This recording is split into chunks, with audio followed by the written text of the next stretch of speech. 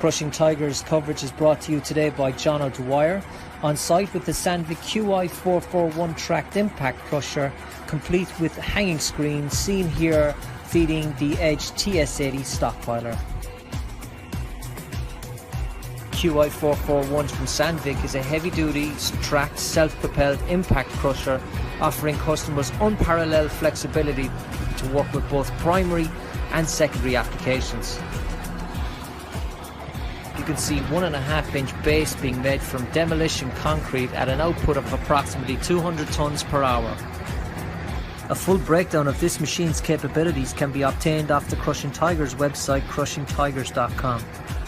The TS80 is part of the tracked stockpiler or conveyor series from Edge, which keeps the screens, crushers or shredders operating at a max capacity. For additional information on these machines or any you see on our website, along with our full afterpart service, please contact John on 512-585-8161 or email john@crushingtigers.com.